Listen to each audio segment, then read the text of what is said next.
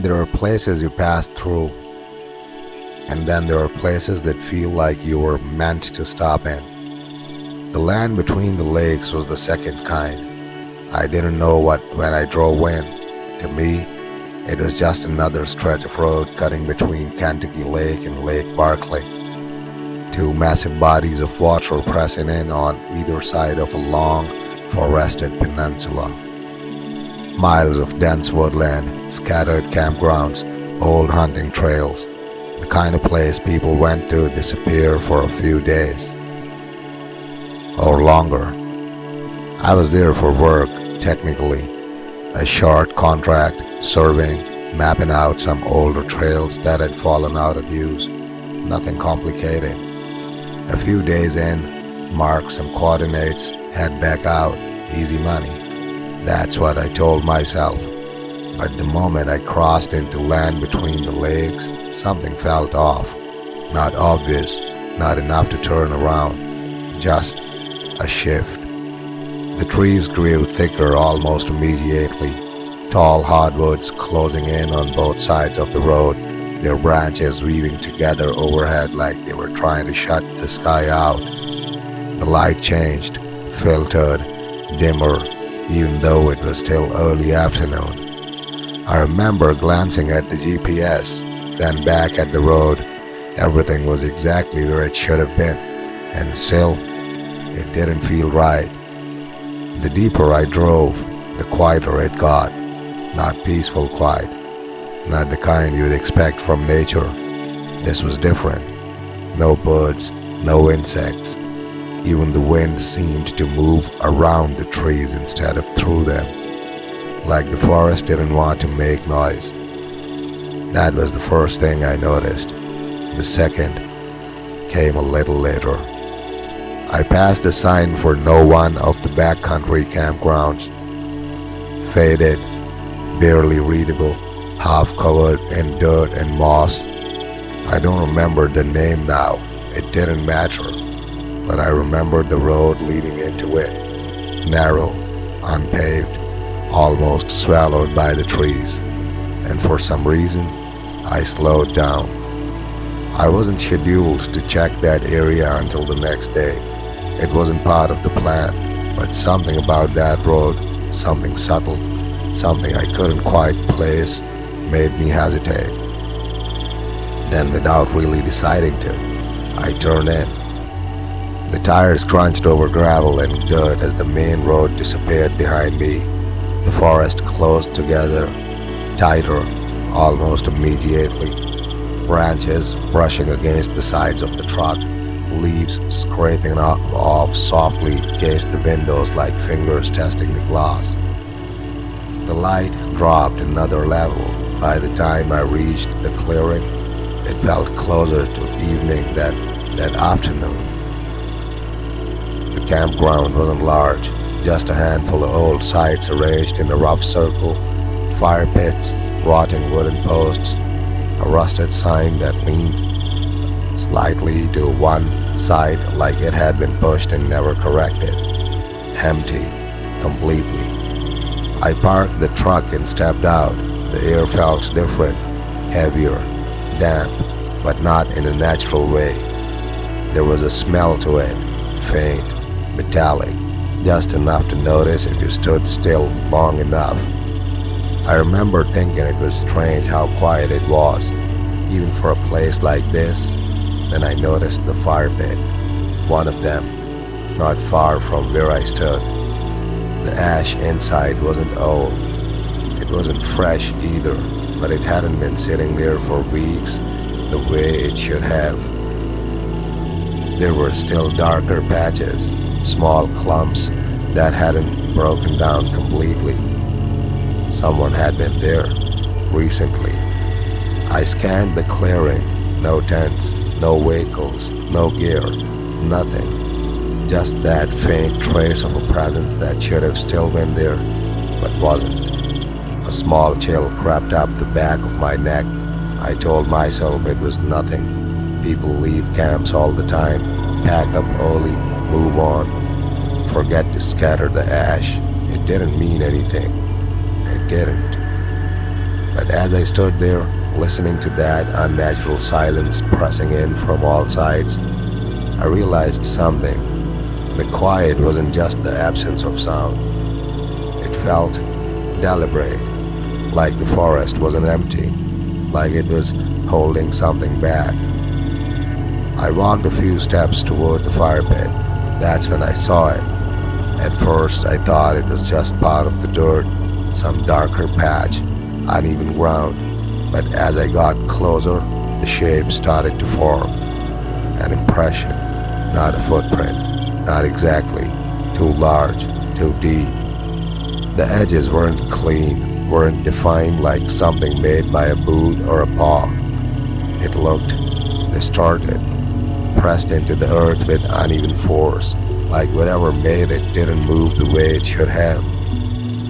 I crouched down, staring at it, trying to make sense of it, and that's when I heard it. Behind me, a sound so soft I almost missed it.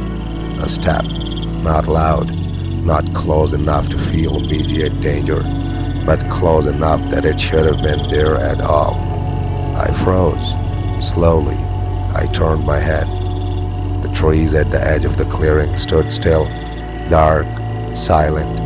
Nothing moved, nothing stood there, and yet that feeling settled in, heavy, certain. I wasn't alone anymore. Something had followed me into that campground, and whatever that was, had been there before I arrived. I didn't move right away. That's the part that still gets to me. Most people like to think they'd react instantly. Turn, run, grab something, do something. But when it actually happens, when you hear a step behind you in a place that should be empty, your body doesn't always cooperate. Mine didn't. I stayed crouched there beside that distorted impression in the dirt, one hand resting on my knee, the other hovering just over the ground like I'd forgotten what I was doing. Listening, waiting. The silence came back almost immediately.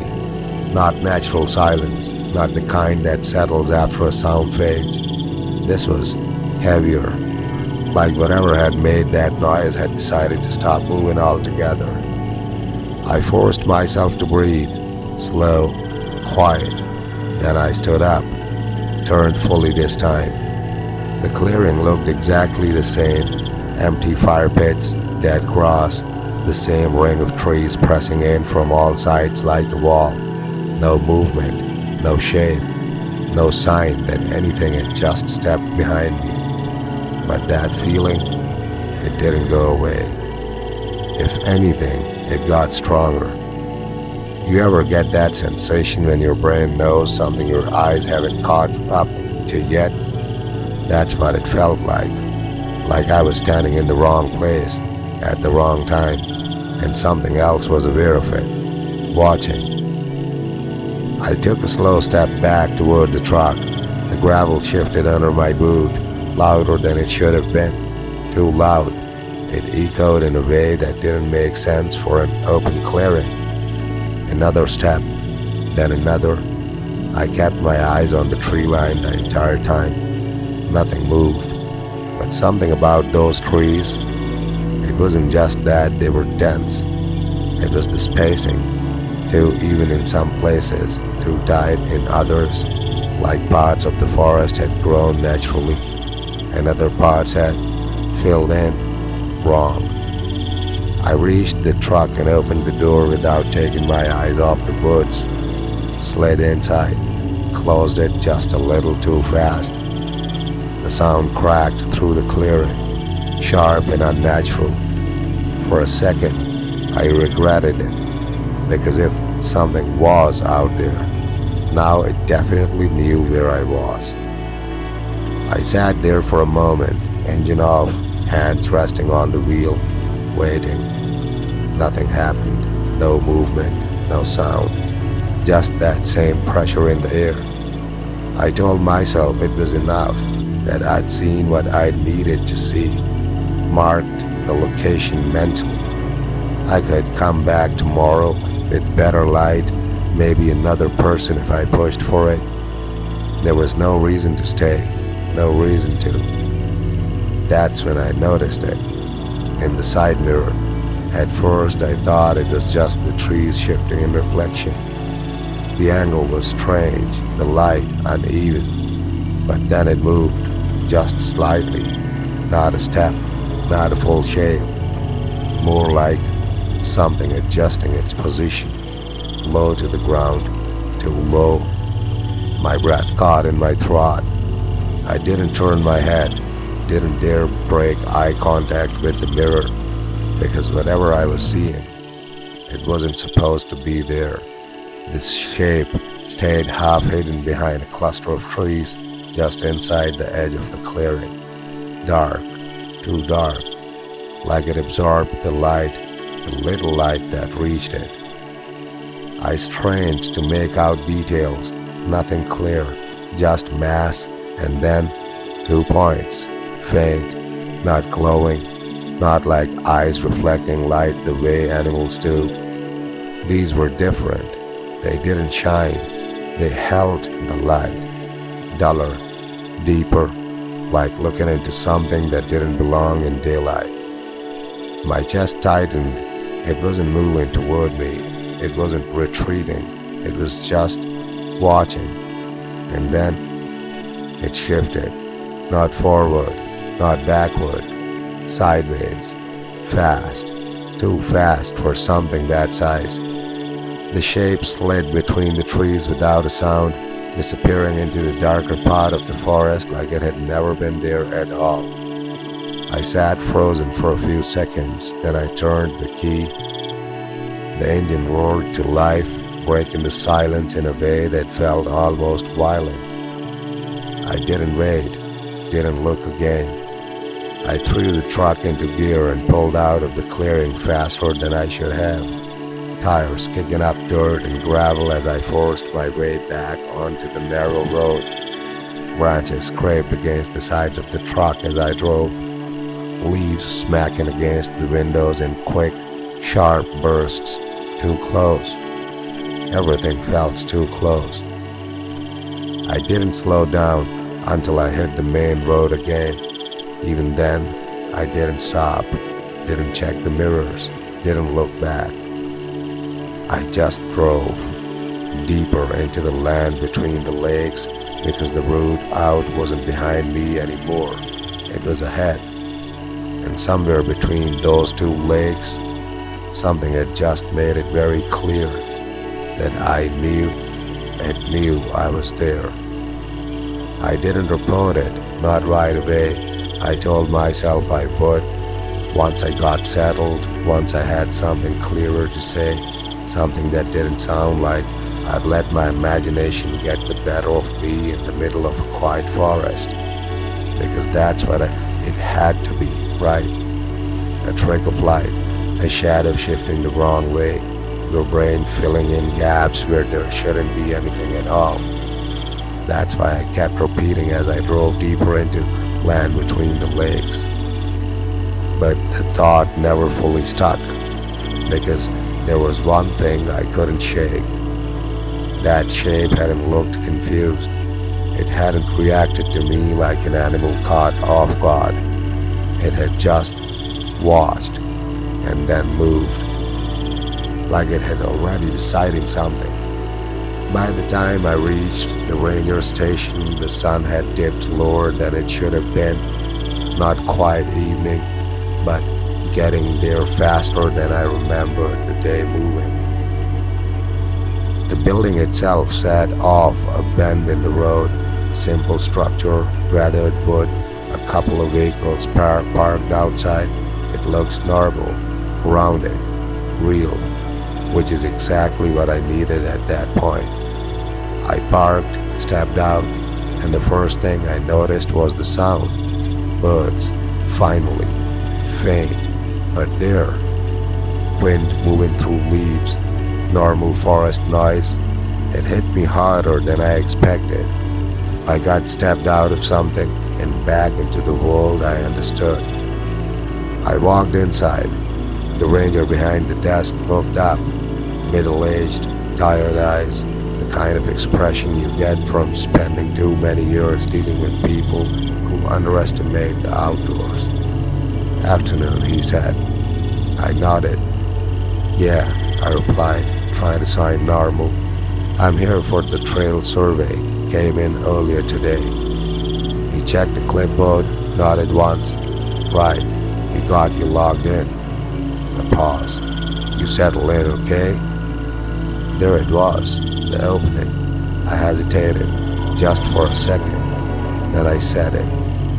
I stopped by one of the back country sites on the west side. I said carefully. Didn't look like anyone had been there for a bit, but the fire pit was still warm. Ash wasn't old. The ranger's expression didn't change much, but something in his eyes shifted. Subtle, quick, gone almost immediately. People come and go, he said. Not everyone cleans up after themselves. I nodded slowly. Yeah, I just seemed off. He shrugged slightly. A lot of places out there seem off if you're not used to it. Dismissive, clean, end of conversation. Or at least, that's how it was supposed to go, but I didn't leave. Found something else too. I added, that got his attention. Not fully, but enough.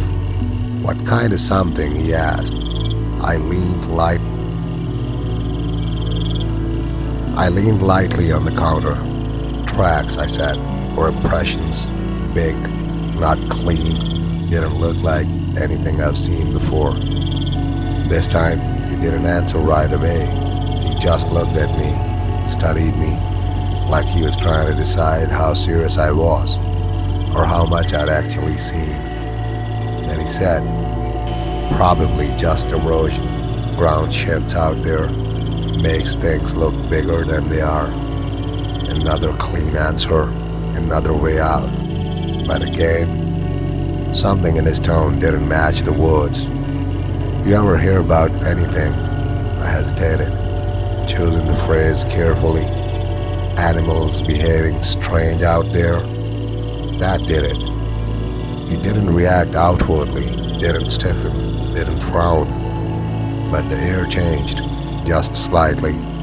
Like what? He asked. Like they're not afraid, I said, or not acting like animals usually do. A long pause. Then, you run into something? He asked. The question came too quickly, too directly. I shook my head. Just ask him. He held my gaze for a longer moment, then leaned back slightly, exhaled. You stay on the marked areas, he said. You don't go wandering off into places you're not assigned to. You hear something strange, you ignore it. Ignore it, not report it, not investigate. Ignore it. That's your advice? I asked. That's what keeps people from getting into trouble, he said. A beat passed, then I said it. There's something out there I should know about? Silence.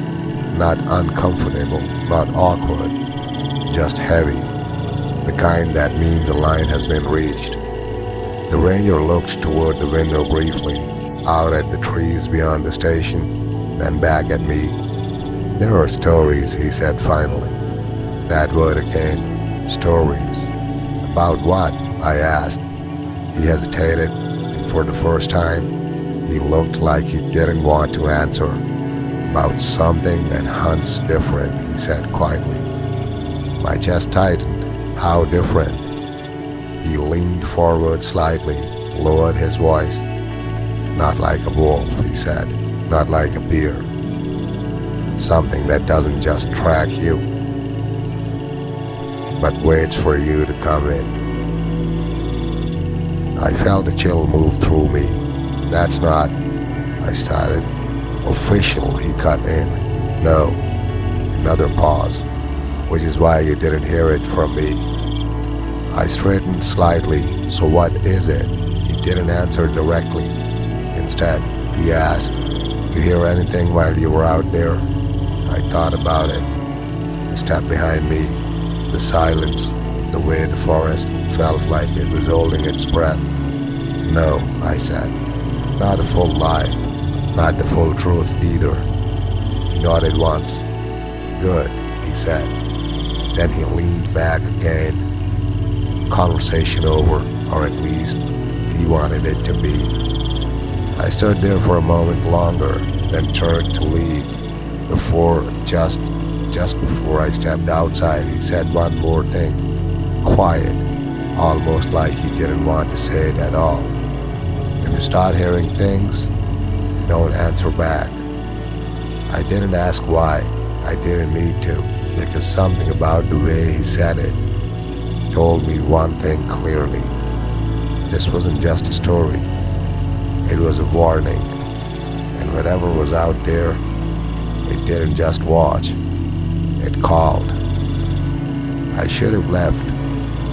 That's the part I think about the most. I had enough reason by then. The clearing, the shape in the trees, the way the ranger avoided saying anything real but still warned me not to answer if I heard something. Any normal person would have taken that as a sign, packed up, driven straight out of land between the lakes and never looked back. But I didn't, because nothing had happened, not really. No attack, no clear threat, just unease. And unease isn't enough to walk away from a job. Not when you've done this long enough to know your mind can turn shadows into anything if you let it. So I stayed. Set up at one of the designated campsites closer to the ranger station, not deep like the one I'd stumbled into earlier. This one was more open, better maintained, with clearer sight lines between the trees. Safer, or at least that's what it felt like at first. I got a fire going before onset. Kept it steady, kept it higher than I normally would. Not because I was scared, at least that's what I told myself, but because something about the fading light out there made me want a boundary, a line between me and everything beyond it. The evening passed quietly, too quietly, even with the sounds back, birds, insects, the occasional rustle in the distance. It all felt thinner, like the forest was making noise just to prove it could, not because it wanted to. I kept catching myself listening between the sounds, waiting for something underneath them, something that didn't belong. By the time full dark settled in, the fire had become the center of everything. Light didn't stretch far, just a small circle around me. Beyond that, nothing. Not black, not empty, just gone. Like the forest ended exactly where the firelight stopped. I sat there longer than I meant to, staring into the flames, replaying the day in my head, the impression in the dirt, the shape in the mirror, the ranger's voice.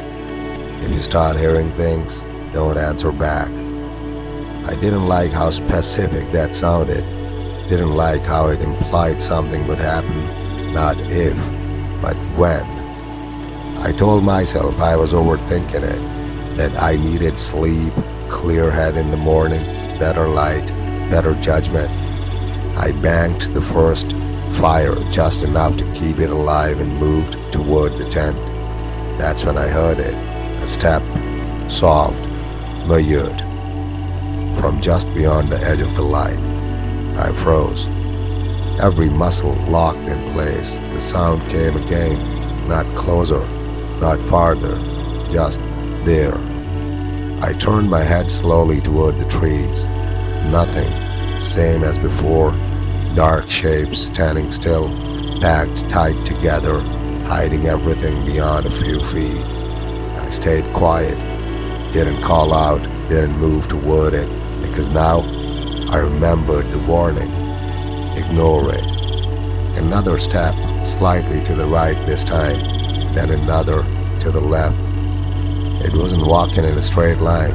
It was circling, testing the edges of the light. I could feel it. That same awareness from the clearing earlier. That sense of being studied, measured, like it was learning the size of my space, how far the fire reached, how I reacted to sound. My heartbeat started to pick up, slow at first, then harder, but I kept still, didn't give it anything. The steps stopped, silence settled again, heavier than before, long enough that I almost convinced myself it had moved on. Almost. Then, a voice, low, close, just outside the firelight. Hey. I felt my stomach drop, not loud, not aggressive, just familiar, too familiar, like someone trying not to wake you up.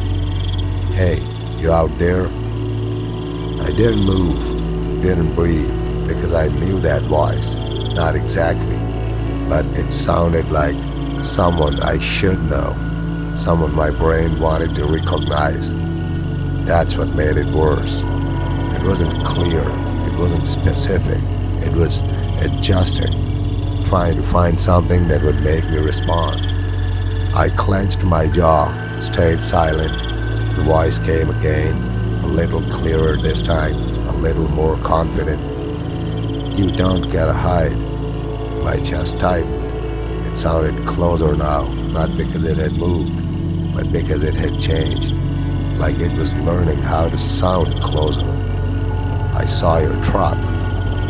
That hit harder than anything else because that meant it wasn't guessing. It knew. It had seen me, been close enough to notice details. A slow, cold realization settled in. This wasn't something wandering through the woods. This wasn't random. It had followed me from that first clearing, from the moment I turned in. And now, it was right outside my camp, waiting.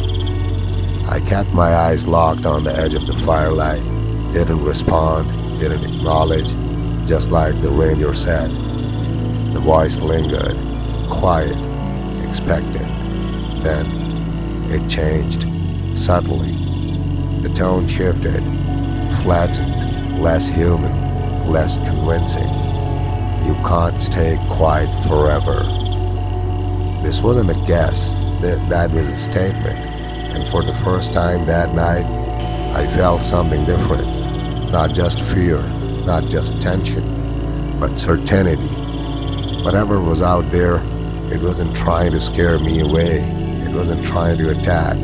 Not yet. It was waiting for something. Something simple. Something small. One word. One answer. One mistake. And the moment I gave it that, I had a feeling everything would change. I don't know how long I stood there. Time doesn't move the same when you're waiting for something you can't see. The fire cracked softly behind me, sending small bursts of sparks into the air. But even that sound felt distant, like it belongs to another place entirely.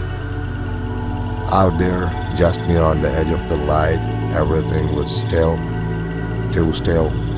The voice didn't come back right away, and that silence, it felt worse than when it was speaking. Because now I knew it was thinking, adjusting, figuring out what hadn't worked. I kept my eyes fixed on the same spot, the gap between two trees where the darkness seemed slightly deeper than the rest. I didn't know why that spot. Just instinct. Like something in me knew that's where it was. Watching. Waiting. My hands had gone cold. My fingers tight at my sides. Nails pressing into my palms hard enough to hurt. I welcomed the pain. It kept me focused. Kept me from doing something stupid. Then, a sound. Closer this time. Not a step, not exactly. More like something shifting its way. Heavy, controlled, deliberate. The kind of movement something makes when it knows it's being listened for. My breath caught, I didn't move, didn't even blink, and then the edge of the firelight changed, not dramatically, not enough to scream danger, just subtly, like something had moved onto it, not fully, not clearly, just enough to disturb the boundary between light and dark. I stared harder, trying to force my eyes to adjust, catch detail, to understand what I was looking at. And that's when I saw it. A shape, low to the ground, broad, wrong. It wasn't stepping into the light, it was leaning into it, like it didn't trust the brightness, or didn't need to. The outline didn't stay still, it shifted, slightly, like muscle moving under something thicker, heavier, not fur, not skin, something else. My heart started hammering now, louder than the fire, louder than anything. I was sure I could hear it. And then the head lifted, slow, deliberate, and for a second I saw the eyes. They didn't glow, not like you'd expect. They reflected, but not clearly. The light hit them and seemed to sink in, like it was being absorbed instead of thrown back. Two dull, deep points looked directly on me. I felt it hit me then. That awareness, stronger than before, not just watching, not just observing, recognizing, like it understood that I understood. The shape held there, half in the light, half in the dark, not advancing, not retreating, just existing at the edge. And then it spoke again. But this time, it didn't sound like someone I knew. It didn't sound human, not fully. The words came out slow, uneven, like something forcing them through a mouth that wasn't built for it. Why not answer? Every syllable dragged, broken, learning. My chest tightened so hard it almost hurt, because now I knew this wasn't mimicry anymore. This wasn't repeating something it had heard. It was trying to form something, to communicate, to bridge that gap. And it was getting closer. I stayed still, every instinct screaming to respond, to say something, anything, just to break the tension. But I didn't. I couldn't. Because the moment I did, I had a feeling it wouldn't stop. The head tilted slightly, just a fraction, like it was confused or curious or irritated. Then it stepped back, slow, controlled. The shape withdrew from the firelight, melting back into the darkness between the trees like it had never been there. The boundary returned, light ended, darkness resumed, but it didn't leave. I knew that. I could feel it. That presence didn't fade. It just repositioned, circling again, testing again, learning again. And now, it had something new. It knew I wouldn't answer, which meant it would have to try something else. I stood there for a long time after that, long after the fire burned lower, long after the night settled deeper, and in that silence, one thought kept repeating in my mind. It wasn't trying to scare me, it wasn't trying to chase me off, it was studying me, piece by piece, reaction by reaction, waiting for the moment I slipped, because the second I did, I wouldn't be dealing with something outside the firelight anymore. I'd be dealing with something that had already figured out exactly how to get inside it. I didn't sleep, not even for a second. I stayed right there by the fire, feeding it piece by piece, watching the light shrink and stretch as the wood burned down and flared back up again. Every time it dipped, even slightly, something in my chest tightened, because I knew that edges of darkness wasn't empty. It was occupied. The forest beyond the firelight didn't feel distant anymore. It felt close, like it had pressed in while I was paying attention, like the trees had taken a few steps forward when I looked away, and whatever was out there hadn't left. I could feel it the entire night, not through sound, not through movement, but through presence, like a weight sitting just beyond sight. Every now and then I'd hear something soft, controlled, almost careful, a shift of leaves, a branch settling without snapping, never loud, never enough to track, just enough to remind me it was still there, still moving, still watching. The hours dragged, the sky never fully lightened, even when it should have. There was a point, maybe just before dawn, where the darkness changed slightly, not brighter, just thinner, like the night was loosening its grip. That's when I made my decision. I was leaving. Job or no job, contract or no contract, none of it mattered anymore. Because this wasn't just a strange experience. This was something else. Something that didn't follow the rules I understood.